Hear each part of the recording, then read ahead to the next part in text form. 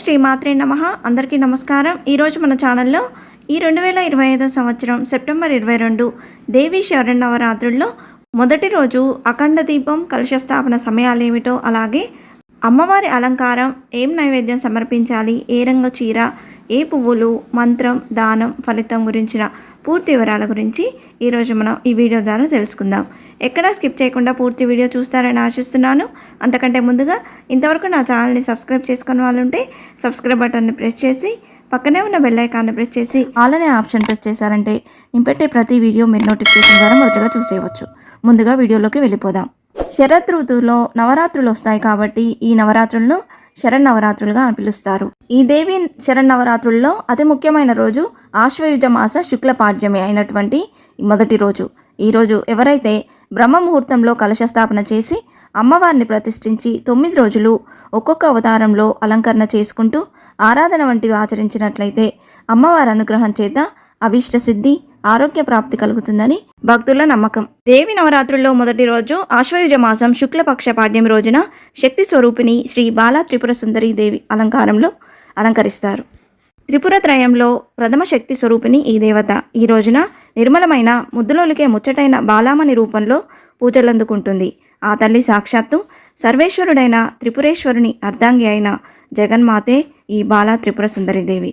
ఈరోజు 6 సంవత్సరాల నుండి 12 సంవత్సరాల లోపు బాలికలకు పూజలు చేసినట్లయితే అమ్మ తక్షణం అనుగ్రహిస్తుంది. ఇంతటి పవిత్రమైన ఈ రోజు మరి ఈ పూజ ఎప్పుడు చేసుకోవాలో ఇప్పుడు తెలుసుకుందాం. దేవి శరన్నవరాత్రుల్లో మొదటి రోజు ఆశ్వయుజ శుద్ధ పాడ్యమి తిథి అనేది సెప్టెంబర్ 21 ఆదివారం రాత్రి 12:07 నుండి సెప్టెంబర్ 22 సోమవారం రాత్రి 1:06 వరకు ఉందండి. పాడ్యమి తిథి అనేది సూర్యోదయానికి సెప్టెంబర్ 22 సోమవారం రోజు ఉన్నది కాబట్టి ఈ 2025 సంవత్సరం దేవి శరన్నవరాత్రులు మొదటి రోజు పూజ తేదీ అనేది సెప్టెంబర్ 22 సోమవారం రోజు వచ్చిందండి. ఈ రోజు నక్షత్రం ఉత్తర నక్షత్రం. దేవి శరన్నవరాత్రుల్లో మొదటి రోజు కలశ స్థాపన, అఖండ దీపం పెట్టుటకు శుభ సమయం అనేది తెల్లవారుజామున 5:04 నుండి ఉదయం 7:30 లోపుగా, అలాగే ఉదయం 9:01 నుండి ఉదయం 10:30 లోపుగా పెట్టుకుంటే మంచిదండి. సాయంత్రం కలశ స్థాపన, అఖండ దీపం పెట్టుకునే శుభ సమయాలు సాయంత్రం 4:16 నుండి 6:40 లోపుగా ప్రతిష్టాపన అనేది ప్రారంభించుకుంటే మంచిదండి. ఈరోజు అమ్మవారికి నైవేద్యంగా బెల్లం పరమాన్నం, పులిహోర, పెసరపప్పు, పాయసం, కట్టె పొంగల్ని సమర్పిస్తారు. విజయవాడలో ఈరోజు అమ్మవారు శ్రీ బాలా త్రిపుర సుందరి దేవిగా, శ్రీశైలంలో శైలపుత్రిగా భక్తులకు దర్శనమిస్తుంది. ఈరోజు అమ్మవారిని లేత గులాబీ రంగు చీరలో అలంకరిస్తారు. అలాగే ఈరోజు అమ్మవారిని తుమ్మిపూలు, ఎర్రని గులాబీ పూలతో అభిషేకిస్తారు. ఈరోజు చదవవలసిన స్తోత్రాలు శ్రీశైలం లలిత త్రిశతి స్తోత్రం, లలిత అష్టోత్తరం, లలిత సహస్రనామం. వీడియోలో డిస్ప్లేలో వస్తున్నటువంటి మూలమంత్రంతో ఈరోజు అమ్మవారిని కొలుస్తారు. ఈ మూలమంత్రాన్ని 11 సార్లు కానీ, 21 సార్లు కానీ, 108 సార్లు కానీ జపిస్తే ఎంతో మంచిది.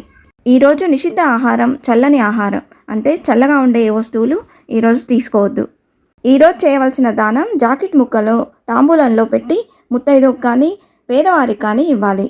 ఈరోజు అమ్మవారిని పూజించడం వల్ల సంతానం లేని వారికి సంతానం, శత్రువుల పీడ తొలగి కార్యసిద్ధి కలిగి అన్నింటా విజయం సిద్ధిస్తుంది.